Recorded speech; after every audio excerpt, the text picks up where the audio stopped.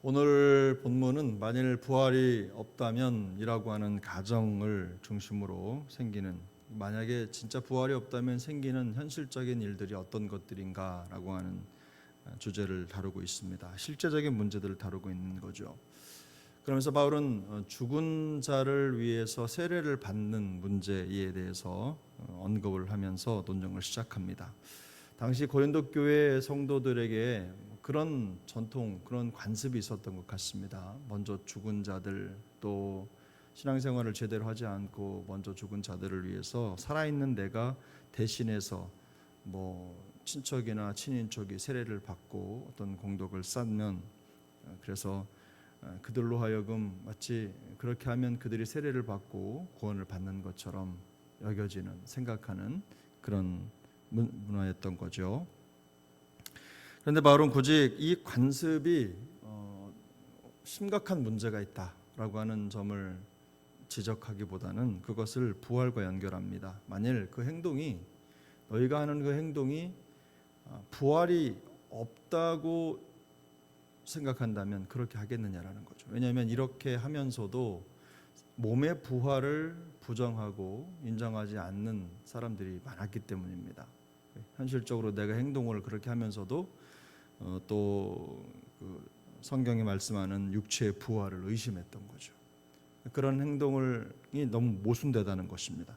죽은 자를 위한 세례 의식이 그들을 위한 것이고 그들의 사후에 대한 문제를 다루는 것임에도 불구하고 왜 행동은 그렇게 하면서 죽은 자의 부활을 믿지 못하느냐, 의심하느냐, 이런 논리이겠죠.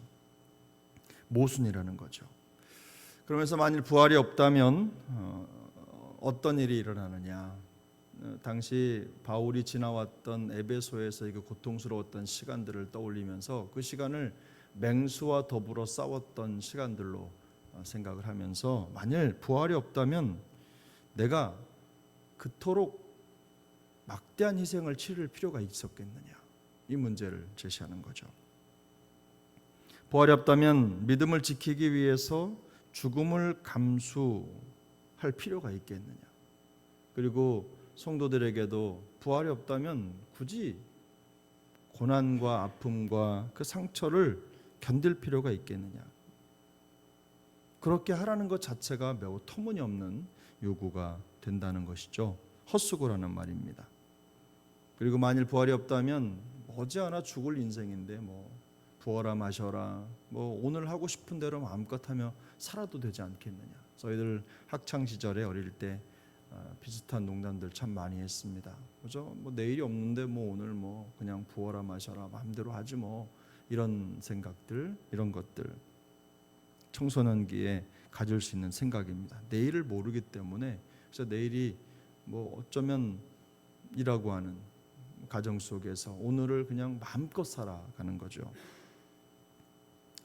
다시 말해서 부활이 없다면 우리 그리스도인들이 추구하는 선을 행하면서 살아가야 될 이유가 없다는 겁니다. 선을 이기고 선으로 악을 이기는 그 열심과 노력으로 이 세상 가운데 빛처럼 소금처럼 살아야 될 이유가 뭐가 있느냐는 것이죠. 그런 삶의 의미를 완전히 잃어버리게 된다라는 것이 바울의 논리입니다. 죽음으로 끝난다면 굳이 지금 그 끔찍한 고통과 고난의 위험을 견딜 이유가 없기 때문입니다. 그러나 반대로 바울은 부활의 소망을 가지고 있기 때문에 그렇지 않다는 점도 강조합니다. 그래서 현재의 위험천만한 삶과 헌신이 바로 부활로 인한 것이다.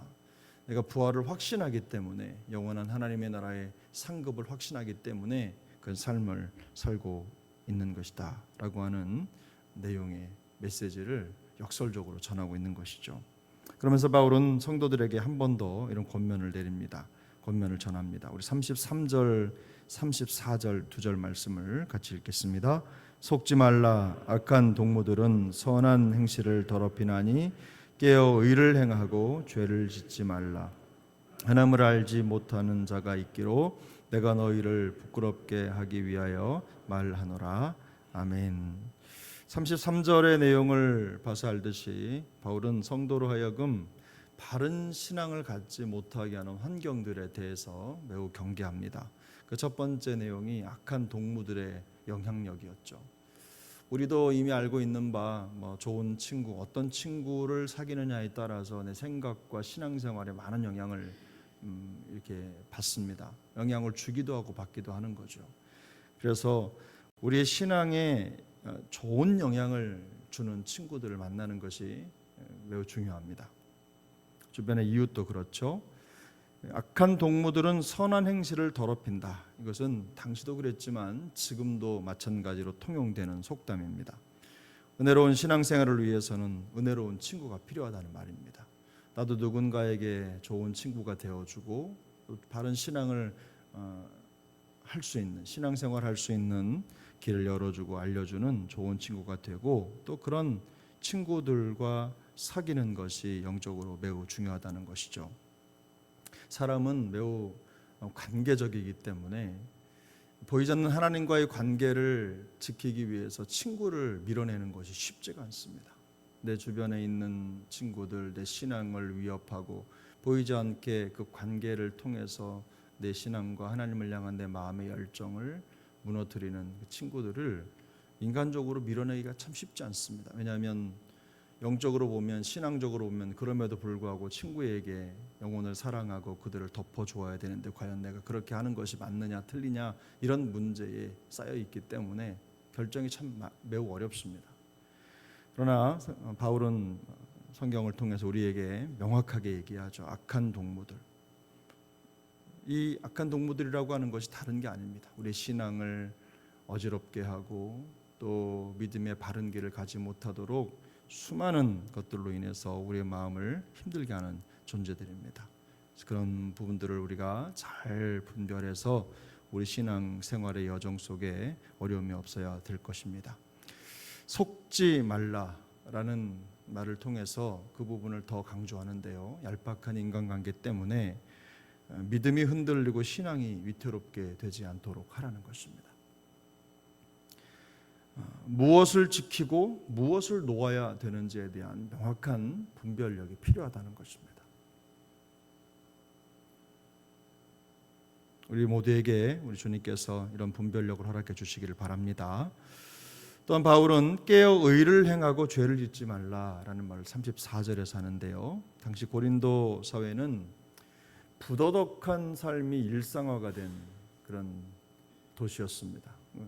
신전 문화, 우상 숭배 문화가 그 도시에 가득하게 되면서 그 도시 속에 있는 수많은 그런 우상의 문화들 속에 나오는 거의 숭배 속에 포함되어 있는 행동조차도 부도덕하고 또 우리로 하여금 쉽게 받아들일 수 없는 문화들이 참 많았습니다. 그런데 그런 것들이 그냥 일상이 되어버린 거예요. 타락과 방탕이 그냥 삶이 된 것이죠. 그러다 보니 교회 안에 들어온 성도들 중에도 여전히 그런 삶을 살아가는 모습들이 있었습니다. 하지만 바울은 부활을 믿는 성도의 삶은 단순히 영적인 죽음 이후의 부활의 삶을 얻는 것만으로 충분하지 않다는 겁니다. 그 부활의 영향력이 단지 우리 사후 세계에만 미치는 것이 아니라 성도의 현재 생활을 지탱하는 기둥이라는 것을 강조하고 있죠. 장차 하나님의 나라를 유업으로 받게 될 성도의 삶은 죽음 이후뿐만 아니라 지금 현재의 삶에도 그 부활의 영향력이 분명히 나타나야 된다는 것입니다. 성도가 깨어 의를 행하고 죄를 짓지 말아야 되는 이유는 바로 그거죠. 우리가 하나님을 알지 못하는 자들에게 복음의 기수로 부름을 받았기 때문에, 복음의 이정표로 부름을 받았기 때문에 그들을 이끌기 위해서 단순히 도덕적인 바름이 아니라 복음의 영광을 위해서 살아가야 될 책임이 우리에게 있다는 것입니다. 그 말이 바로 오늘 본문에서 깨어 의를 행하고 죄를 짓지 말라, 이런 말씀이 가지고 있는 뜻이 되겠습니다. 바울은 부활을 확신하는 성도라면 그 믿음이 삶의 거룩함과 올바름으로 이어져야 된다라는 점을 강조합니다. 부활의 소망은 단순히 우리의 죽음 이후의 삶을 위한 것일 뿐만 아니라 오늘을 살아가는 성도들의 삶의 방식과 방법이 되어야 하기 때문입니다. 그리고 우리가 어떤 삶을 살아야 되는지에 대한 방향과 또 삶의 어떤 범위를 결정하는 중요한 기준이 바로 우리가 그리스도의 부활을 부활의 생명을 가졌다라는 것이 된다는 거예요. 그러므로 오늘 우리의 삶의 여정도 부활을 가진 자로서의 그런 삶의 영역을 잘 지켜갈 수 있길 바랍니다. 삶의 모든 자리에서 누군가에게 좋은 믿음의 동무가 되어주고 또 하나님을 알지 못하는 수많은 사람들을 제대로 그리스도께로 돌아오게 하는 믿음의 이정표로, 말씀의 이정표로, 복음의 이정표로 또 쓰임받는 우리 모두가 될 수 있기를, 그래서 부끄럽지 않은 성도의 삶을 살아낼 수 있기를 예수님의 이름으로 축복합니다.